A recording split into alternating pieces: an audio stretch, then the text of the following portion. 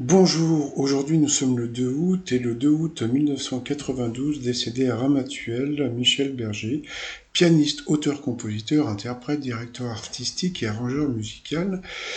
Il est enterré dans la 29e division du cimetière de Montmartre auprès de France Gall et de sa fille Pauline. Aujourd'hui donc nous fêtons un triste anniversaire. Sauf que si un jour vous venez voir sa tombe, donc au cimetière de Montmartre, pas très loin de chez moi, qu'est-ce qu'on voit? On voit quelque chose. Bon, déjà, on voit que c'est vraiment un ouvrage qui est vraiment une très belle sépulture, mais on voit quelque chose d'assez étonnant. Regardez en bas à droite, qu'est-ce qu'on voit? On voit un citron. Et ce citron, pour moi, ça a toujours été une énigme, parce que je ne sais pas d'où ça vient. J'ai appelé le cimetière.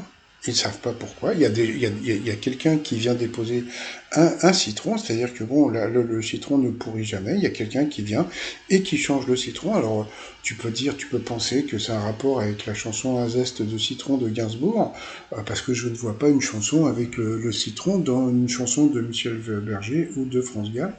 Donc c'est vraiment ce citron est vraiment une énigme. Donc vous voyez, donc là le citron on le voit en haut à droite, et puis là on le voit pareil. Donc et comme on peut voir, c'est pas quelqu'un qui vient le déposer comme ça.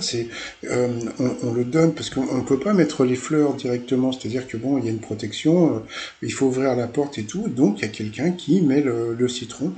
Et c'est vraiment une énigme, d'où vient ce citron. Et franchement, j'ai cherché, j'ai appelé, et même quand je suis allé sur place, j'ai dit, mais c'est quoi ce citron? Et personne ne sait. Donc l'histoire du citron de la tombe de Michel Berger et France Gall est pour moi un vrai mystère.